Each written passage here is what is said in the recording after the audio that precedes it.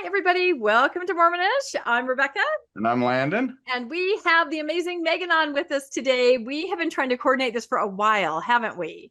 Yeah, since Thrive. Yeah, since Thrive, we're always like, we got to do it. But she has her own incredible, amazing channel, and everybody's too busy. But finally, somehow the stars aligned on a topic that we could not mention. And we're going to be talking about the recent, just in the last couple of days, Lori Vallow interview with the East Idaho News and some of the really interesting topics and revelations there. But first, Megan, for those who don't know, I'm sure most people do know who you are and are already subscribed to your channel. Tell us about you and how you even found yourself in this position. It's a pretty incredible story. Yeah, it's a wild story. I'll try to be brief because it could be a long story, but I'm Megan Connor. I started, actually, I should go back to, I wrote a book about my healing journey after surviving sex trafficking and abuse as a child. And I started doing interviews about that book. And then my crazy cousin, Lori Vallow Daybell, had to go and do all the crazy stuff she did. And so a lot of my interviews started to pivot that way. And I started talking about family dynamics and kind of how I think Lori got to where she was. And then I sort of put it away for a while and I started a podcast called The Midlife Revolution. And I started it last year in April. So it's just a little over a year old.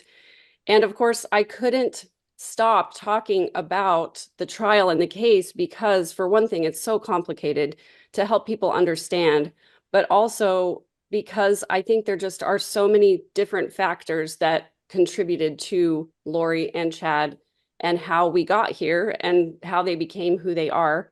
And now I'm doing a lot of work teaching people how to identify and defend against manipulative and controlling behaviors. So I have an e-course on that, and I'm going to continue talking about the intersection of narcissism and true crime and high demand religion. Wow, that's it. The trifecta, right? That's exactly right. it. But, and I just so appreciate the fact that, people look at Chad and Lori, they're like, oh, they're this way, but there's a whole, like all of us, there's a whole backstory of how someone arrived at where they are and were capable of doing some of these things, and right. A lot of times you just scratch the surface, but you have such insider knowledge. It's very interesting. So you grew up in the LDS church, like I Lori did. and Chad, but then have since kind of yes, I'm a seventh generation Mormon. And so all of my mom's family and most of my dad's family are LDS. And it actually was when I was writing my book that at the age of, let's see, how old was I? 45, 48, I guess. At the age of 48, I finally allowed myself to investigate truth claims. I had gotten to the point where, the 2015 exclusion policy was a big deal for me. And that's when things started to fall apart for me. But by the time the pandemic was over, I just had reached this conclusion that I was like, well, celestial kingdom for me, I guess, because, this just doesn't work for me. I can't be a part of this organization anymore. But it wasn't until I wrote my book that I really started to look into truth claims. So that's what did it for me. I went down a rabbit hole and just like 48 hours later, I was like, I'm done, I'm out. And that was just 2 years ago. So I'm pretty fresh to the official ex-Mormon space. And yeah, Lori and I grew up together. We were, close cousins, and she was a bridesmaid at my wedding. I lived with her and her brother Adam for a little while in Austin. And our families were really close. The Coxes, her parents, lived here in San Antonio for about 10 years. And we were in the same stake and the same, temple area, obviously. So we spent a lot of time with their family. That's important for this discussion, I think, because so many of us, we kind of say, is she playing a part? Does she really believe this? And you having that relationship, you may be able to expound a little bit on how you feel or what you think on the subject, because it's certainly a question that everyone's going to come up with is that does she really believe this stuff? And so I'm interested to hear what you have to say about that. Yeah, that's the question I get asked, I think, more than anything else. I did a whole video deep dive on that on my own channel, talking about both Lori and Chad. the thing is, growing up, she was a pretty typical Mormon kid. We kind of labeled them California Mormons because they were pretty unorthodox in a lot of different ways. They would skip out on church sometimes as kids, and, they would wear two-piece swimming suits, and we were like, so there were a lot of things that were, she wasn't as devout as some people want to say, oh, she was always super, super religious. Well, she wasn't really. And then, of course, she married her high school boyfriend who wasn't a Mormon. There was some drug use that happened there. She married another guy who wasn't a Mormon, and that's Colby's dad. So obviously she wasn't super, super devout, really until after she married Charles, 2014-ish, 2013 or so. And, then I think she started getting into near-death experience books, and then she started listening to podcasts and going to conferences and these Preparing a People conferences, and she was on the Avow website, and she was starting to delve into that prepper sort of mentality. And so it wasn't until that time that she started going to the temple all the time. I think that was around 2017. And she and Chad, I believe they met online long before they met in person. I think they were chatting it up on Avow for a really long time. Really? And so once they met in person, that's kind of what set all of these events into motion, I think. But she was already sort of off the deep end in her religious beliefs. And I'll tell you, the main thing that I think contributed to Lori being who she is, I just did an interview on Saturday with a woman, who lived in the same ward as the Coxes. I watched. And her parents were very close with the Coxes, Janice and Barry, Lori's mom and dad. And we talked about the fact that Janice had a baby that died at about 6 weeks old, and her name was Laura Lee. And they called her Lolly for short. And those of you who've watched the court proceedings will remember Lori's email is lollytime@icloud.com. Janice basically told Lori that she was Lolly's spirit, basically that Lolly's spirit, she died when she was 6 weeks old, but Janice believed Lolly's spirit would come back to her in another child. And that's one of the reasons I think she named Lori after Laura Lee, Lolly. And I think Lori walked around with that identity her whole life going, I have a special mission. I'm some kind of a special spirit. That's so interesting, because I just read a post about that exact topic the other day and it was on a Faithful site, and they were talking about this idea after a miscarriage, the idea that the next child that's actually born, it is that spirit. So it's so complicated. It's hard for somebody who wasn't raised LDS to understand that, but in a way it makes you feel, and I've heard Lori say this even in the interview she did recently, your body is just nothing. It's nothing, right. It's your spirit. So you have this sense that this essence of you has existed forever, and your body, maybe it's a demon, maybe it's a zombie, it doesn't matter. It's not you. And to me, that's sort of a disassociative kind of a thing that can get worse when you feed it with, like you said, the near death and the, prepper and all of that. I know it's just this hot mess with incredibly tragic results when people take it to an extreme. But in everything that she says, that we're all like, oh my goodness, rolling your eyes, there's so many nuggets of what mainstream Mormonism is about. In fact, when I listened to her interview on the East Idaho News that came out a few days ago, I said to Landon, some of the things she said, if she were standing in a Sunday dress at the pulpit, people would probably be crying. Yes, Jesus visited me. And yet, there is such a fine line. And I think it's hard to make the world understand that. So I'm glad you're out there with your background, both personally with her and in the church, to help people understand where this could have all come from, because it's not so crazy if you were raised in a fundamental way or an orthodox way, like I was, probably more than Landon.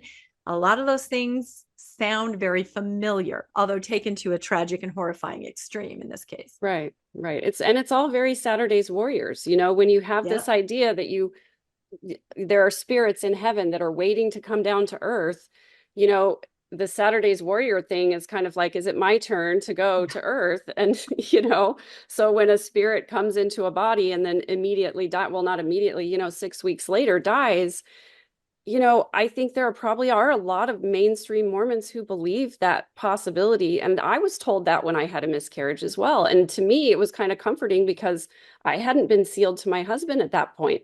And so according to Mormon theology, they were like, well, you're never going to see that baby again.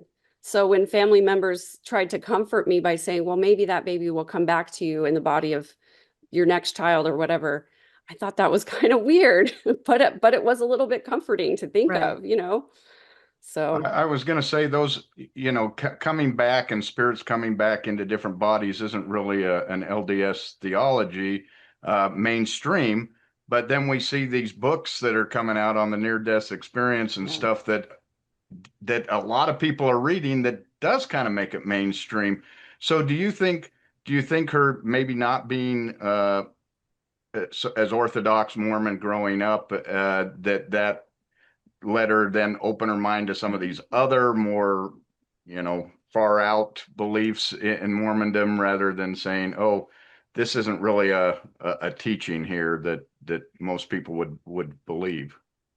Well, what's interesting is that both of Lori's parents are converts to the church. They both joined in their teenage, and I think Barry maybe later in his, young adult. Actually, he did go on a mission when he was 19, so he must have been a teenager when he joined. So that sort of adds an interesting lens to it, because sometimes people who aren't raised in the church do sort of extrapolate some stranger policy beliefs or whatever.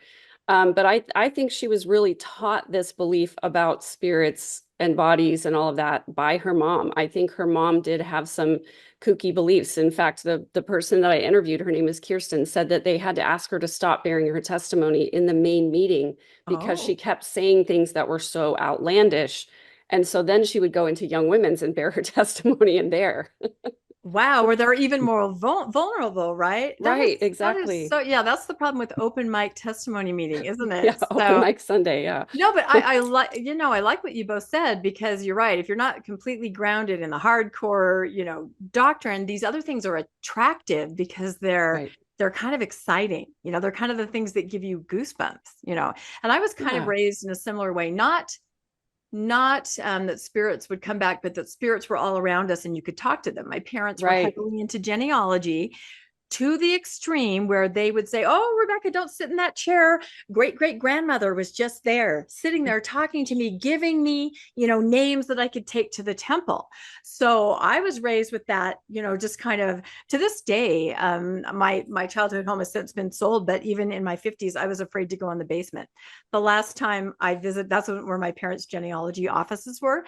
The last time I visited, I opened that door and I said, if any of you are down there, I am not a person that wants to see you, but just this idea, that I was just very much raised with. And for me, the reaction was, I don't want anything to do with anything like that. I don't want anything to do with the, near-death experience, the visions of glory, because I was scared when I was a kid.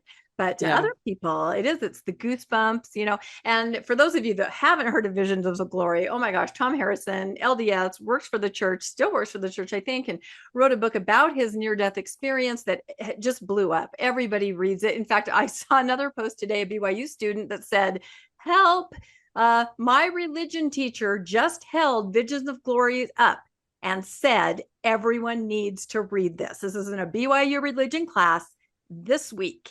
And that book has the kind of information that you're talking about that can lead a certain kind of person down a path about past lives and accountability in this life and a mission from God that's above everyone else. Narcissism, grandiose behavior that can end tragically and horribly. So yeah, it's shocking that the LDS Church will not come out and say something about that book or any of those ideas. That's what just shocks me to the core. Yes. And I saw that post too. And not only that they won't come out and block it, but they're allowing their BYU professors to teach about it in classes. And for those of you who haven't read it, please don't. It's a terrible book, but I can summarize for you. Basically, the guy has a spiritual guide come and take him around, and the spiritual guide takes him to a bar and shows him that people who are drinking alcohol, that their spirit rips open, that there's a rip in their spirit, and then dark spirits can come in to the body and feel like what it feels like to be drunk. And the same thing happens if you're watching pornography or any of that other stuff. And then later on, he has 3 different experiences. The last one that he has, I personally think he describes it in the book as like he just had surgery. He was on a bunch of painkillers. I think it was just a drug-fueled dream. But basically, it's a very detailed dream about the last days, big earthquake in the Salt Lake area, gathering the 144,000. He has this special mission to go around and gather people. And he says that as they're gathering people, this is really the worst smoking gun part of it. He says he and his group of followers were so spiritual that they could discern whether the other groups of people were good or bad. And they could tell when these people would try to fight them. He said we could tell if they were past feeling, meaning that they had no hope of repenting. And he said if they were past feeling, we were allowed to deliver them from mortality. And their death would be a blessing to them because then they could no longer add sin to their divine ledger. That's kind of the smoking gun to me, that it's justifiable homicide. It basically means like, in Chad's case, if you can tell light or dark, then you're okay to just go ahead and deliver them from mortality. That was the phrase that was used. In fact, it's like a mercy, basically. Yes, you're doing them a favor. Yes. Sounds like blood atonement. I was just going to say blood atonement. Exactly. Yeah, make that connection, Landon. That's crazy. Yeah.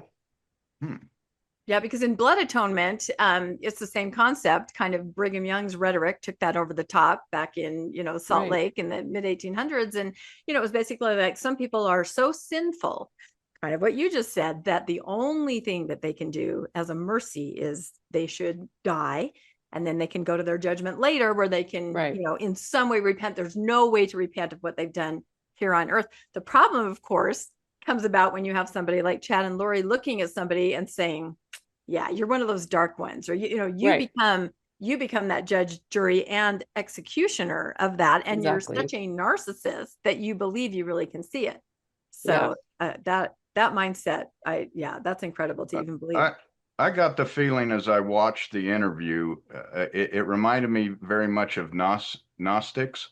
They have this secret that only they understand. And she just kept talking like, I've got a secret. Jesus is talking to me and I understand the plan and I know what's going on, but nobody else does. There's just this small group, very Gnostic in its origins, I thought. And it was very disturbing because, it seemed like she really believed it. And that was one of the things I was going, is she just talking off the cuff, trying to explain why she killed her kids, or is this really a firmly held belief that she has?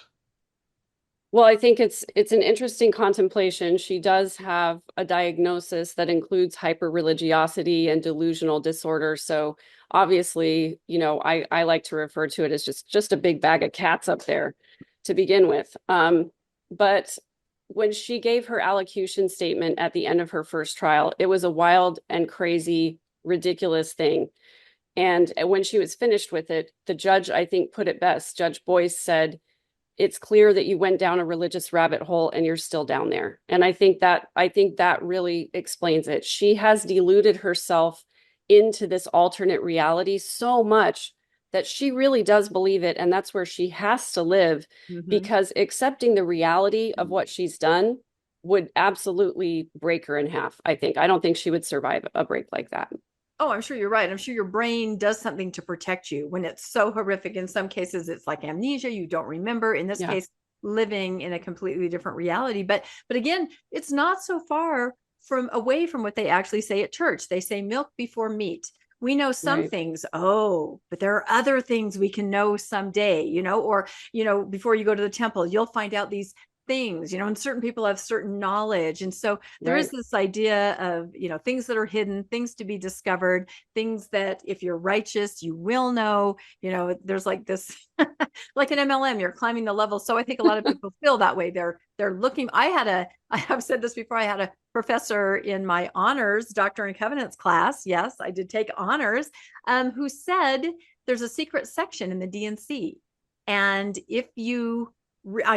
he said, if you're righteous enough someday, maybe at the end of your life, you'll be reading, and suddenly it will be revealed. It's there, and everyone, we were all like, oh, there's just this idea that there's more, and it just gives you all the goosebumps.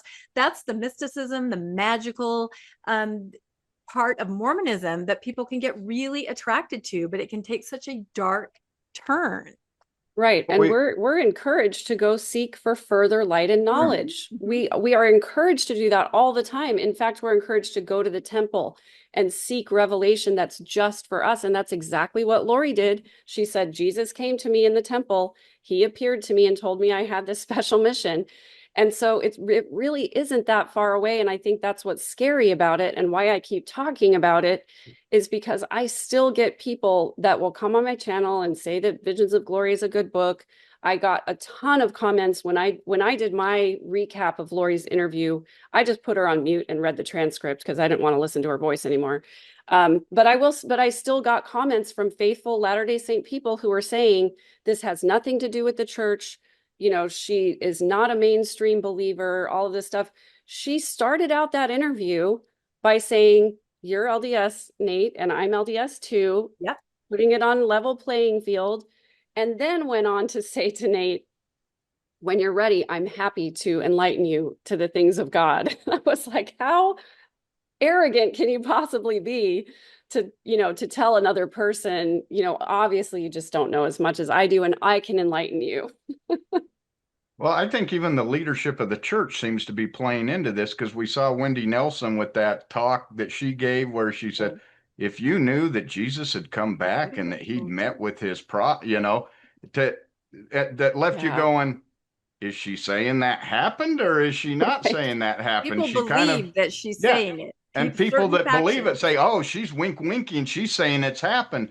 And you've got multiple people in the church that keep saying, oh, yeah, the second coming's right around the corner. It's not going to happen before the Olympics, but right after that. So everybody needs to be prepared, and that gets people going, oh my goodness, we know when it's going to happen. We've got secret inside knowledge.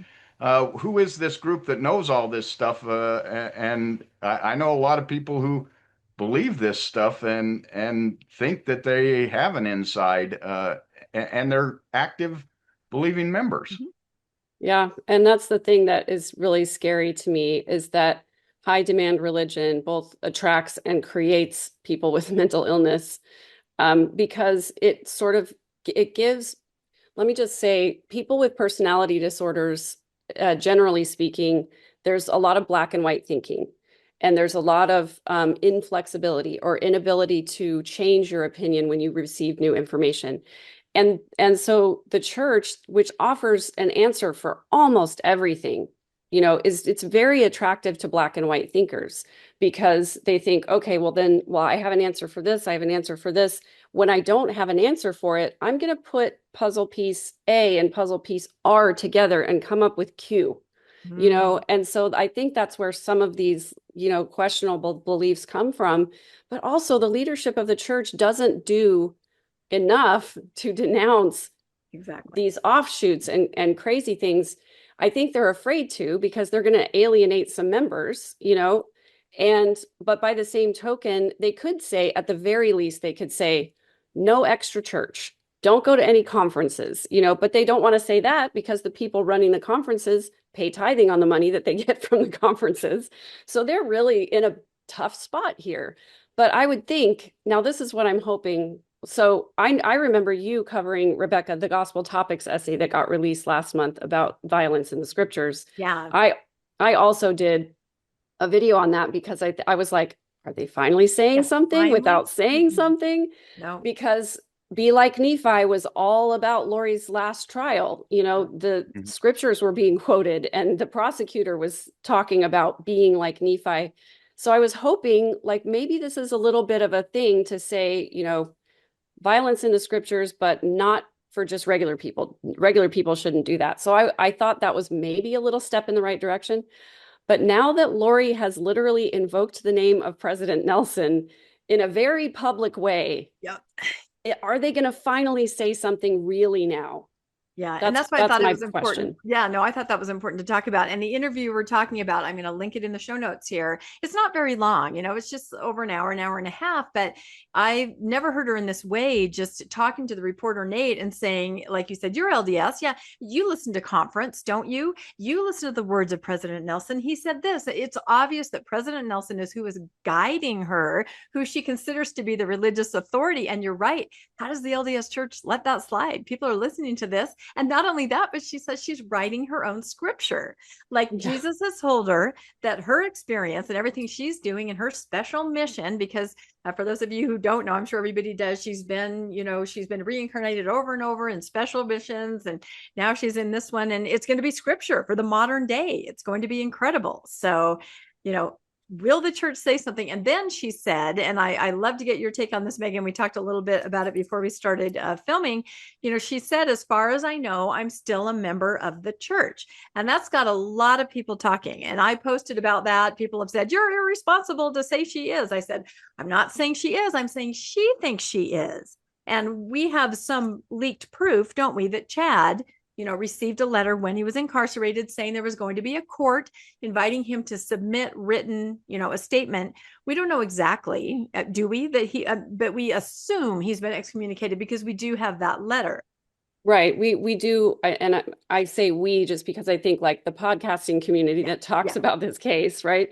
We assume that he's been excommunicated because he received that letter after he'd been arrested. Mm-hmm. He was in prison, and now he's been convicted and found guilty, and he's on death row. So we can assume that during that council that they probably, regardless of what he wrote, they probably did go ahead and excommunicate him, but they didn't make it public. So we don't know for sure. We're just assuming that. Now with Lori, the only reason we have Chad's letter is because somebody leaked it. Mm-hmm. Nobody has leaked a letter for Lori. However, I did hear Nate Eaton the next day after the interview.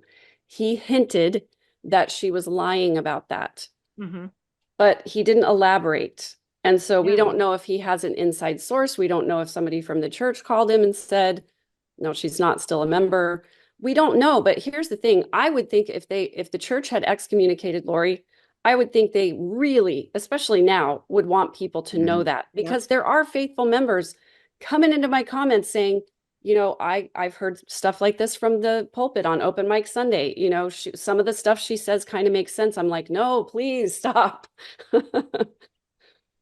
Yeah, I don't know. They're in a tough spot. I think about Tim Ballard. Was that in the papers? He has been excommunicated. It wasn't. I don't think we ever knew for sure. I think we heard through the grapevine that he had been, but nobody ever had any official anything. There was a statement that came from the church press room that said that he was being excommunicated. Right. Now, some people have said that person had no business writing that was somebody who went rogue, but we haven't had anything official from the church recanting that. So as far as I know, that was a real release, a real press release from the church press office, and he really was publicly excommunicated. Right. And that was before any kind of trial or anything. And so it was basically because, there was danger to an apostle with affiliation. So they had to distance. But you're right. I don't understand how they continue to just let this, whether they don't realize the damage that's happening. I think about, of course, everything with Jody Hildebrandt, right? And harming children, putting children in danger seems to be sort of a net result from all of this. And so I remember talking with RFM before last conference, general conference, and we said kind of what you were saying, Megan, maybe they will say something about, caring for the children. Don't subscribe to any of these things or these practices. Don't look at your children as light or dark or evil. They're just kids. They're just teenagers doing what teenagers do, And there wasn't anything like that, but there was the one talk by the one sister who talked about Satan, get ye hence, not today, Satan. And we're like, well, that's a step back, because that tells somebody that Satan might be controlling your teenager who stayed out till midnight. Right. And that's just not the case, depending on how you look at it. So I don't know. I maybe they're just not equipped to make statements like that. Maybe they don't really understand it the way we do. I don't know. Well, wasn't it Elder Raz Band who came out and then he was kind of responding to that Nephite thing, and he said, well, the difference is Nephi knew that God was talking to him. That's the difference. And I'm going, well, sure sounds like Lori thinks that she's talking to Jesus too. Jesus So has by moved that in. very argument, you can justify what she did as being scriptural. And Yep. she could Yep. write the story down, and it Yep. could be scripture in the future if Yep. people just accept the story as that she was really talking to Jesus. And that, so what's the difference between accepting Nephi's story and accepting Lori's story? And that's the Right. dangerous part. Or the Lafferty Yes. story, or anybody else Right. that says, because Elder Rasband said, first of all, Nephi didn't want to do it. He didn't ask for it. It was put on him. Well, there's Lori's special mission. She didn't ask Right. for it, but God told her she had to have a special mission. Lafferty brothers, special mission. And then she made sure that it was a revelation from God and that it was something he was commanding. She made sure. So did the Lafferty brother. You know what I mean? All these atrocities can happen because So I don't know what Elder Rasband was thinking, or if he just did not think, but that put more fuel on the fire in that I think way. so. Yeah. And people are saying, why give her a platform? Yeah. Don't let her keep talking. But I think it's really important because she does reveal things as she's talking. For example, we wouldn't know that she believed this was a special mission, that it was really hard. She said Jesus came to her in 2017 and asked her, if I was going to give you a mission where you were going to lose everything, would you do it? And she said, yes, I would. So we have this insight now to know that she really believes that she's on this special mission where she's going to lose everything. And that includes her husband and her children. It includes being put in jail. Now she feels like she's on a ministry serving these women who are in prison with her. And every time she speaks, she does reveal a little bit more of what actual truth is. If you watch her body language, and I actually enjoyed muting her, because when you stop listening to her histrionic voice and you watch her body language, there were several times that I thought were really revealing. The first one was when she said that she basically had Alex put the kids in a safe place. That's the first time that we've heard her say anything like that. So that was revealing. Another thing was when Nate asked her if she and Chad had anything to do with Alex's death, she became very activated in her body language. She was very still before that, but she put her hands up. She slammed the chair. She said no. And she did this thing called eye blocking, where she was like, absolutely not. And when people eye block, it means they either don't know the truth, or they don't want to know the truth, or they don't want to tell you the truth. The eye blocking, it's like, nope, I can't face it. So Wow. I really think that was a confession of, they absolutely did have something to do with Alex's death. I was surprised when he asked her if she knew that the kids were buried in Chad's backyard, and she said no, because when I heard that phone call between them when he kind of runs, it's like they're digging up the backyard, like she's like, oh, okay, now She knew. they know it's there. Yeah, she knew. Yeah, definitely. Yeah. I was very interested to hear her talk about Chad, because in her mind, they're completely aligned. They're together. They're having, I don't know, mental visitation. I mean, in their portals. In their portals. I mean, she really, and I don't know what Chad thinks. I mean, talk about what you think their relationship is now, because she seems to think, they are on this mission together. Yeah. And they have been for eons of time, and they're completely aligned. Yeah. Well, talk about body language and reading somebody. She was all smiles, talking about her birthday and how people were saying she looked 25, which I also don't believe anybody told her that, by the way. And then Nate's the first question out of the box. I want to talk about Chad. And she went, okay. I mean, her face dropped, her voice dropped, her everything dropped. And then he said, are you still in communication? You still talking to Chad? And she said, well, we're not speaking right now, which is not really the same question that he asked. She could have said, yeah, we're writing letters to each other, because then she did go on and say, well, in prison, you can only write postcards, which is true. But she didn't say that at first. She said, we're not speaking, which to me is something somebody says when they're mad at somebody. when you're purposely not talking to them. And so I don't know whether Chad did something that she doesn't like, or whether he's ignoring her communication or something like that. But I think Lori has a very different view of their relationship than Chad does, to be honest with you. Watching Chad during his sentencing, it was kind of like watching a tire slowly deflate. I really think that he now knows that everything that they were doing was wrong. He's facing death. She's not. Mm-hmm. And, his attorneys did throw Lori under the bus. Now, Lori claimed in her interview that Chad's attorney, John Pryor, came to her and said, I'm going to throw you under the bus. Chad wants me to know that he doesn't want me to do that. I don't know if that's true, or if that's another delusion that she, John Pryor came to her in her portal and visited her and told her that, because that's what she wanted to hear. But I think it's pretty clear that Chad, it's clear to me anyway, I think that Chad probably doesn't believe that Lori is the goddess that he once did. Yeah. Do you think Chad is, we haven't seen any interviews of Chad. And we won't, because Idaho doesn't allow. Oh, they won't allow interviews. it? Nope. Really? Okay. So that's why do you think some of that might be because he's still appealing his death, and he doesn't want to say anything that could be used against him further? Well, yeah, I mean, I think any attorney would advise him not to do an interview while he's still in the appeals process, but also the state of Idaho does not allow incarcerated people to give media interviews. Which I think is why Lori's trying to get it all out of her system now, because she knows once she goes back to Idaho, she's done talking.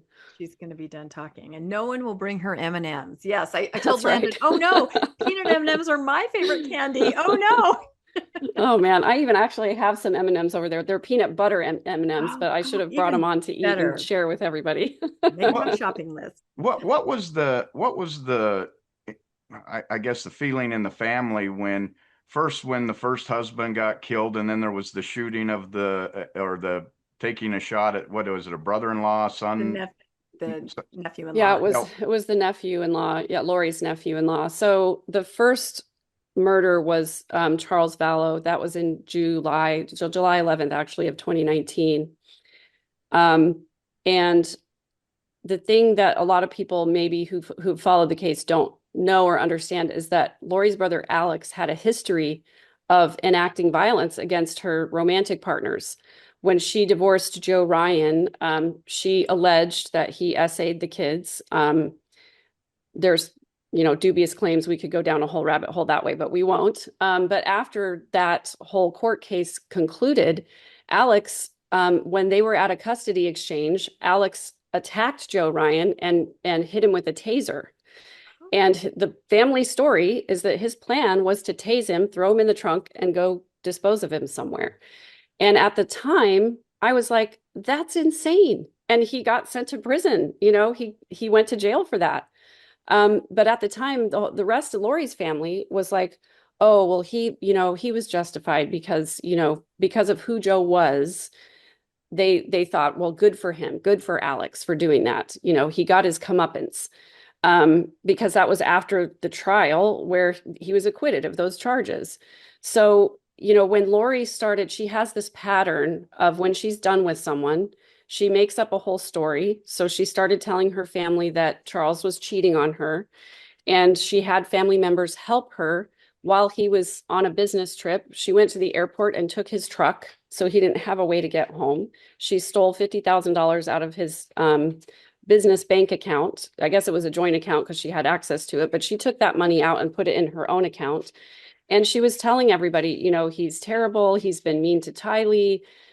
He's been cheating on me, and we're getting divorced, so don't talk to him.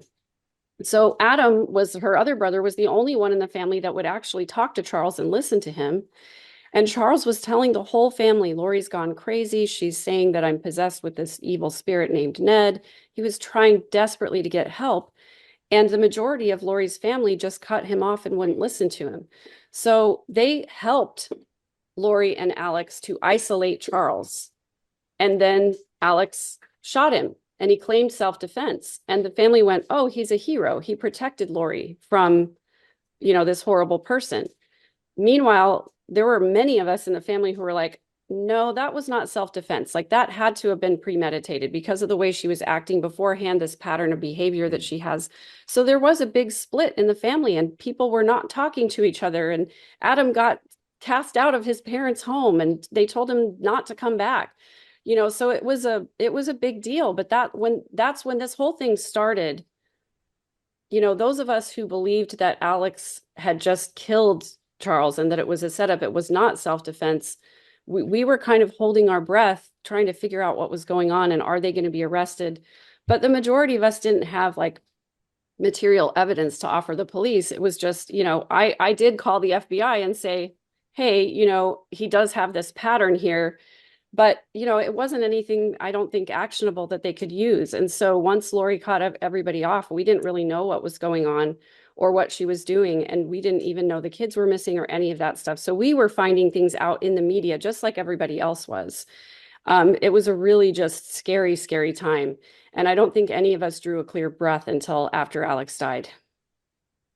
What did she seem to have kind of control over Alex, could get him to do it? What did you see? Was it always that way since they were kids, or do you think there was something there that she had a hold over him or had such control over him? Well, yeah, I mean, definitely Alex saw himself as her protector before all of this started happening, clearly with the way that he acted with Joe Ryan.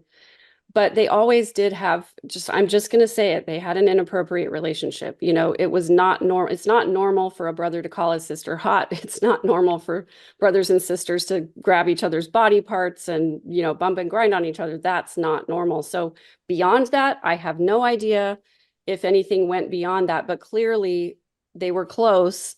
And I think once Lori started going to these prepper conferences and listening to podcasts, I think Alex jumped on board with that because Alex had been excommunicated from the church twice.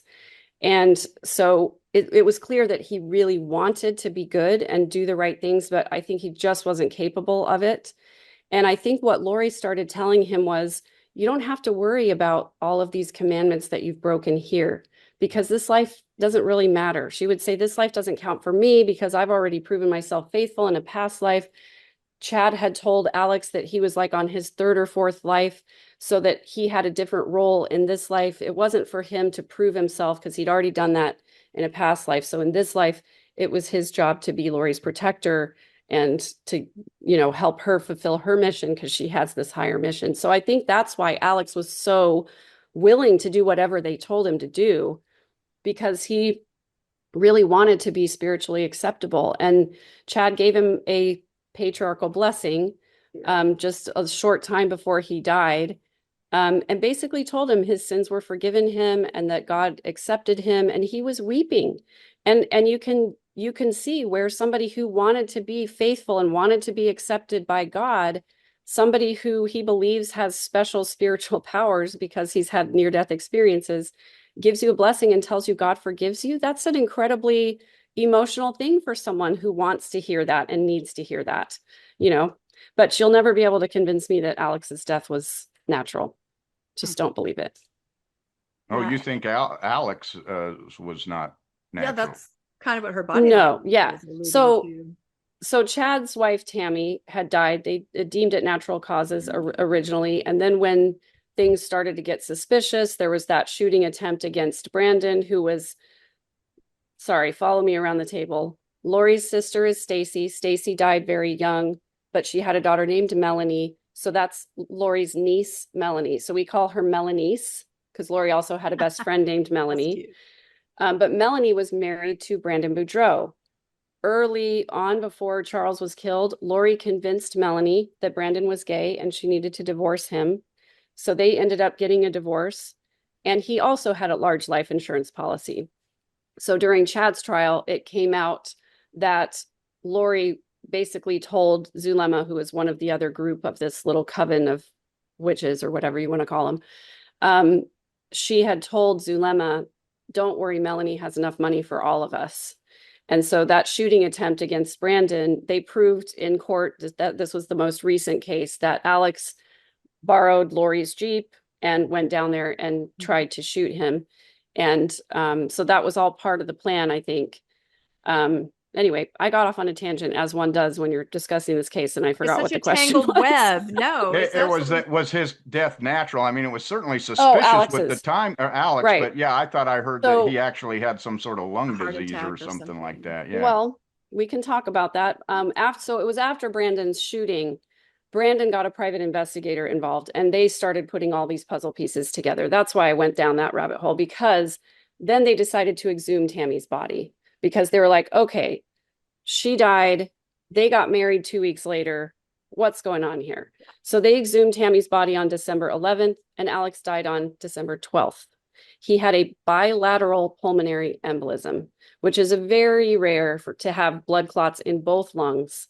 So, there were a lot of people dying of blood clots in this crazy saga. So I personally don't believe that he died of natural causes. And I think what I was alluding to is that in this interview, when Nate asked if they had anything to do with Alex's death, and she did all of that histrionics, I think that was a confession that they absolutely did have something to do with it. Whether Zulema poisoned him because Zulema married Alex about 2 weeks before he died, or whether Lori had something to do with it, or they told him to take care of himself, because in the patriarchal blessing, they basically told him his mission was finished and he would know when it was time to cross over to the next life. The timing was really coincidental. Crazy. You had to admit that. Right. It's like, Right. boy, he died at the perfect time to Right. avoid all of this and to avoid questioning and everything else. Yeah, because for everything. all of Lori's siblings, Summer and Adam, have both said, Alex, and I knew this about him too, he would confess everything. He would tell everything. He could not keep a secret. And that's one of the reasons he got excommunicated twice. Most people would just not say anything, but he really felt like he had to unburden himself, and so I think they were afraid that he was going to start talking. And he said to Zulema right before he died that he thought that they were setting him up as the fall guy. Now, Lori said in her interview, I don't think she ever said that. I think she was, making stuff up to get them to leave her alone, but I don't think that's accurate. Yeah, this is why we keep talking about it. I mean, I've watched so many documentaries and so many podcasts, but when I think about that patriarchal blessing, and again, this is why a lot of people can't see what it has to do with the mainstream church, but the parallels are so glaring to those of us that watch, because all of us are told we were someone else before, right? Right. We knew things before, we did things before. Kind of how we are now is predicated upon how we were before, and we will go somewhere else afterwards. We're like not in ownership of our own body or our own physical surroundings, because we have this other life, this past life, we have a future life, and that makes you disassociate. I'll say that again. And especially when you're pumped up with this information that you are more valiant, you have this special mission. We did an episode on patriarchal blessings where we just kind of gathered them from social media. And there were so many like that. You were best friends with Satan. Somebody in a blessing said to this young woman, and he will stop at nothing to get you. How terrifying, right? You're living this existence, or you were God's bodyguard, these things. And I have to say, as a parent, if my kids would have had a blessing like that, I feel like I would have stopped it and said, look, no, you're setting up for a life of just thinking that you're not who you are. It's like being out of your own body. You're only renting your body. Your body's a temple.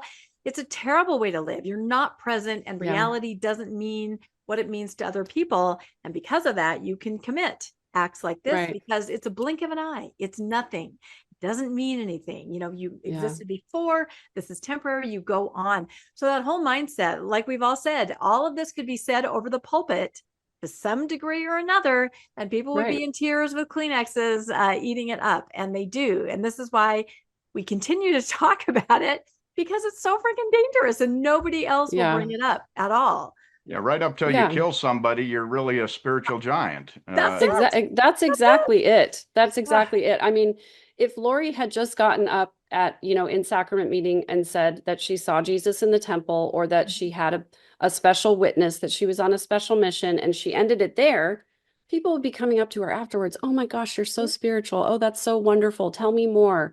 It's not until she finally starts to veer off into, I have a special mission and you're a demon, that people wake up to it. And even sadly, even when Charles was telling people, she Oh, said she was going to destroy yeah. me. Well, that's not a threat, is literally what the police officer said. Yep. Okay, but she also said she was going to murder me with her powers and have an angel dispose of my body. How about now? And they were still like, I don't know, just kind of sounds crazy to me.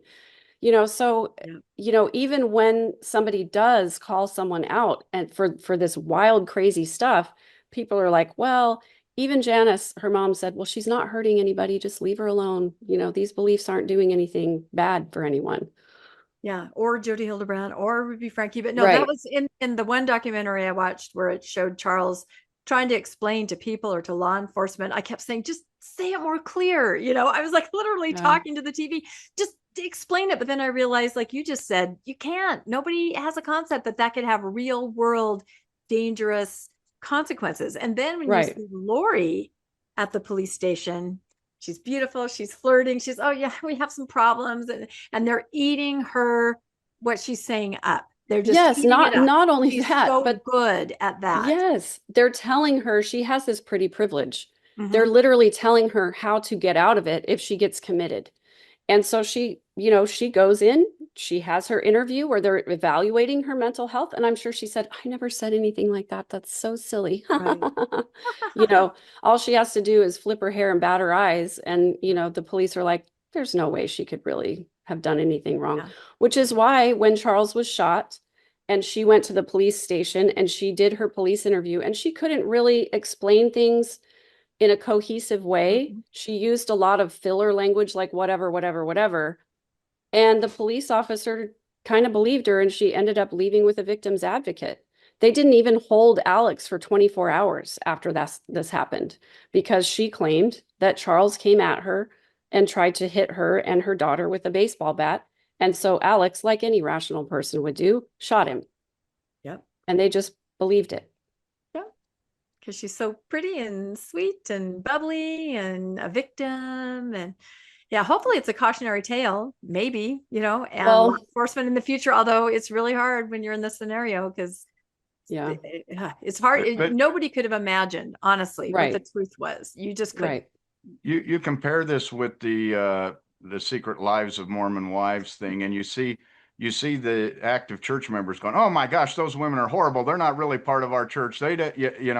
They seem more mad at the secret wives than they do Lori. With Lori, it seems like it's oh, the poor dear, she kind of lost her way. Yeah. She was trying to do what was right because she went to the temple every day. It's kind of hard to say she wasn't doing what she was supposed to do because she was going to the temple every day. Yep. She Right. she was going to the conferences. She was trying to be active in the church, And whereas the still secret is. wives are kind of going the other way. So they're horrible, but she's just Right. someone who lost their way. And it seems like there's more anger over the other women than the woman who killed her kids. It's Yeah, kind of because most faithful LDS people will just set Lori aside and say that has nothing to do with us. hmm She took it off the deep end. That has nothing to do with our faith. And the problem is that they refuse to acknowledge that without personal revelation, without seeking for light and knowledge, without a belief in demonic possession, without a belief of a pre-existence and an afterlife, we would not be here. A lot of people want to say, oh, Lori was this faithful member. She was a great mom until she met Chad and then snap. He took it off the deep end. And then some people who actually listened to Chad and went to some of those conferences will say, well, Chad just is misunderstood. And, it wasn't until Lori came into the picture and she just convinced him to do all of this stuff because it was only her husband and kids that died. Well, then Tammy died. And Chad had been telling people for years that Tammy was going to die young. So, what do we do with all this? And this is why I keep talking about it, because I want people to recognize the patterns of manipulation and control that got us here, because that's all it is. Lori was manipulating people long before she met Chad, and Chad was manipulating people long before he met Lori.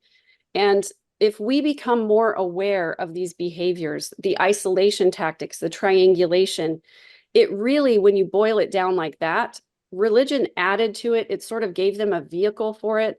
But underneath all of it is manipulation and control. The hard part is we were raised on it. Mm-hmm. The church does it to us. The church is a narcissistic organization. It's an organization that cannot accept responsibility for its own faults and failings, and also completely fails to empathize with the people that it harms. And so it sort of teaches us how to do the same kinds of things. And that's what I hope more people will take away by studying this case. I hope more people will be able to see that for what it is. I love that. I think that's the whole message of this episode right here. And I think that because we don't have boundaries being raised in the church, we don't recognize manipulation institutionally from family, from friends, from other members who are just doing it because that's how they were raised too. And from church leaders. From church leaders. Yeah. And you just don't see it. And you see that, all these people were acting within the church and were perfectly acceptable with the church right up until the church lost control. That's when they excommunicate you, is when they no longer can control you, even though they see what you're teaching and they're going, oh, this guy's, this is kind of, but they're putting his books in Deseret Books. Mm-hmm. They're supporting this nut job right up until they lose control. And then all of a sudden they distance themselves. And we saw that with Tim Ballard. Mm-hmm. As soon as they lost control, we distance ourselves. And so it really is a control thing. Once they lose control, they have to disconnect you, but they do nothing when they still have some control. They do nothing to push back or to stop what is happening. Right. And I'll tell you one thing that I'm watching out for, to give people an example of something that, that I can point to and say, this is something church leaders are doing. Listen to the talks of Elder Bednar over the last few years. He is gradually changing the language. And that's something that manipulators do all the time. He is redefining terms. He's saying, like temple we don't and house have, of the Lord. Yes, yeah, we don't like have that. free agency. We have moral agency. Mm-hmm. Don't say the word temple anymore. Say house of the Lord. Mm-hmm. And he's sort of starting to reframe the way that we think about things. And I kind of have an idea of the trajectory this is going. I'm not comfortable saying it publicly, but I just want people to be on the lookout for that. When people start trying to manipulate the way you think about things, they're trying to get you to buy into their narrative. And we know Elder Bednar is preparing to be the prophet someday. And so it's just something to watch out for. Just little by little, they'll do little subtle things that are just really manipulative. And I just want people to be aware. Wow, that is such good advice, because you're right. When they manipulate you like that in little tiny degrees, they're moving everybody en masse somewhere. Mm-hmm. They're moving you somewhere. One of the bigger ones I think is out there right now is a temporary commandment, right? Yes. With that idea. And everyone's like, well, yeah, we've always known about that. That allows you to pivot so quickly to move a mass of people somewhere else. And that, of course, is what we all see as gaslighting. We're like, wait a minute, and I think that's why we all continue to talk about the good old days, how it used to be, what they used to tell us. It's so important to be grounded in that, because then you see, oh, wow, look, we are moving here. And why? You're right. Why? Now I sound like a conspiracy theorist. Well, and there are so many changes. Why and where? What is the happening? Little changing of the Angel Moroni icon on Google Maps. It's now a cross. Yeah. I mean, there just is Holy Week, there's a all shift happening. Yeah, and it's not just Bednar. I think it was Elder Oaks that was the one that said temporary commandments, right? Mm-hmm. Yep. And then they're getting the individual, the people who are over the area are the ones who are changing the things in Google Maps. So it's trickling down. Mm-hmm. It's happening.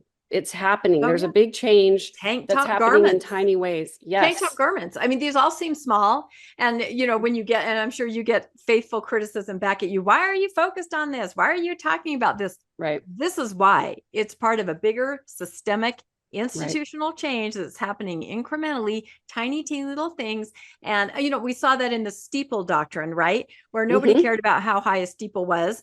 Letters went out to people in Fairview and said, you care about how high it is, and you've got to tell everybody you've always cared about it. And how sort of terrifying to see members get up and cry, I've always known the steeple. No, you haven't, but in their mind they have. And that's how you shift. And that's how you shift people. And it's in the literature, it's in the videos, it's in the talks, it's everywhere. And it's super subtle unless you're looking for it. So maybe we are conspiracy theorists, but the more gaslight we feel, the more gaslit we feel, the more, things are shifting and changing. Like garments were never Exactly. about modesty. We're like, what are you talking about? Right. They literally, But that's literally what they told us. They weren't, you know what I mean? And so that's a shift. That's going somewhere Yeah. else. So whether it's a mental shift, a mindset, or just a different trajectory. So yeah, I'm getting goosebumps now. Oh my goodness. Just because it's a conspiracy doesn't mean it's not true. True too. That is true. So, but yeah, I would suggest that everybody watch this interview with Lori, because I thought she really was so aligned with the church. I mean, that was my big takeaway, just talking about conference and talking about President Nelson and quoting him, telling the story of Noah over and over. Stay in the boat, she kept saying. Yeah, talking about get on the boat. Kept playing the three Nephites. That was a big. Three Nephites. Kept telling a story about them being convicted 7 times to death. I didn't know where that came from, but she sure played the three Nephite thing. So she was definitely. Well, she did talk about the 3 Nephites in her last trial. In fact, when she was questioning one of her former friends on the stand, she was asking about different people from biblical history who had been translated or taken up into heaven or whatever. And, she got an objection, of course, but then the judge said, well, I guess as much as you're comparing yourself to these biblical figures, I'll allow it. Yeah. That's the thing. They have a very hard time in the judicial system to weigh in on religion, because if you tell Lori she's crazy for this, what are you saying to the priest next door? You're crazy because you believe, that you're eating the body and blood of Christ. You just you can't go there, because there's this very fine line. And I think what you said, Landon, is very true. When the fine line becomes then a murder or an atrocity, that's when people go, okay, that's enough. But up to that point, it's okay. It's belief. Yeah. Everyone wants to be hands off and let you have your religious freedom. But then likewise, that same religious belief needs to be allowed to show that when you act on it and it's harmful, you don't get to just claim religious freedom and be able to do anything. It has to be able to be shown as this is part of what caused this.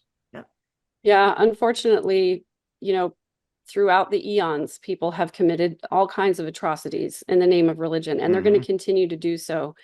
And just that's why I'm an advocate for eyes wide open. Have your religion if you want to, but recognize that evil people exist everywhere. Yep. And they manipulate through the conduit of religion. That's why people, they say, oh, you guys are sheep. You're not sheep. You're just believers. You're sincere, but there are bad people. So it reminds me of my favorite quote, Max von Sydow. He said, if Jesus were to come back today and see what was going on in his name, he would never stop throwing up. And I think that's absolutely true. So this is a huge example of this. So, wow, this has been quite the conversation. Why don't you tell us, as we're ending up here, Megan, just tell us what's coming up on your channel, what's coming up next, where we can find you, the name again. We'll link all your info in the show notes, because Megan is amazing. And I mean, this is just the iceberg. Her channel covers all this in detail and more. And it's really good. It's an intersection of this particular story and, control, manipulation, all of that in the LDS church. It's really important, I think, to be aware. Yeah. Thank you. My channel is at third verse. And all my social media is that's my YouTube channel as well. My podcast is The Midlife Revolution. We're getting ready to put out season 3 right now. Season 1 was really all about like personal introspection, personal healing. Season 2 was collaborations with some of my favorite people on those same topics. And then season 3, unfortunately, is all going to be Daybell, but it's going to be these kinds of insights, applying these templates to other things in our lives. And then on my channel, on my YouTube channel, I'm going to continue to talk about, as I said, true crime. I'm getting ready to release an episode about the Sean Combs verdict. I'm going to be following the Corey Richins trial. Wow. I have a lot of different, topics that I'm interested in, but they're always going to be deep dives. I always bring the receipts. And I'm just really passionate about teaching people how to recognize these things so we can prevent future things from happening.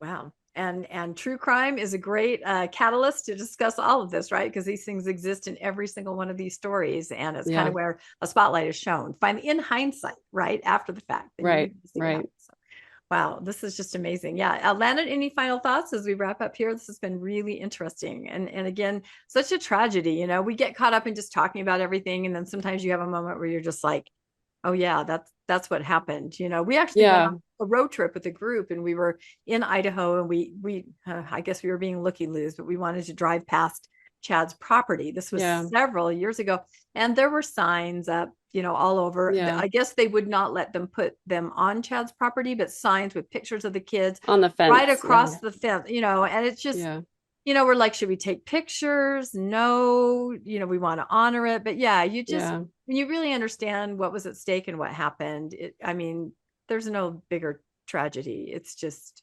horrific. So anyway, sorry. In memory of the kids. Yeah. In and memory Tammy. of the kids. Yep. And Charles. Yeah. You can't forget all of those. All of them tried so hard to say something is wrong, but without the words to explain it, it's hard for anyone to take notice. Yeah, Megan, I really appreciated the insight where you're so close and an insider to see this, because it is hard to watch, and it's hard to know as you watch it, what's being spun, what's not. And so sometimes an insider has, can bring some of that clarity to it. So certainly appreciate you joining us today. Yeah, thank you. I did do a deep dive on Barry and his past, his litigious past. And so if people really want to understand Lori, the two that I recommend are the deep dive on Barry. I think it's called The Felon Father Who Raised Lori Daybell. And then the other interview that I just did with Jenny, where her mom told her that she was reincarnated of her sister. So yep, when you start out like that, I can see how your mind just kind of goes that way on top of LDS belief. So wow, well, this has been amazing. And we'll link all the stuff that we're talking about in the show notes, so you guys can all find it easily, and you guys can all go subscribe to Megan's channel. And yeah, this is great. What an asset to, just understanding this bigger conversation. So let us know in the comments what you thought about the conversation, what you think about Lori and Chad and the whole story. It just does not seem to ever go away. It's going to be with us as they appeal, I think, for, I don't know. I want to say decades, maybe a long time. That's right. So since Lori's her own attorney, she's never going to stop filing until they stop her. And I love it because, you heard about Nephi on a national stage, and the Nephi Laban story, and everyone's like, what? That's what, this is the thing that just, everybody has Mormon neighbors. Everybody has Mormon coworkers. They're just the nicest people. Then you start hearing this, and you look at them and you go, that's really what you believe?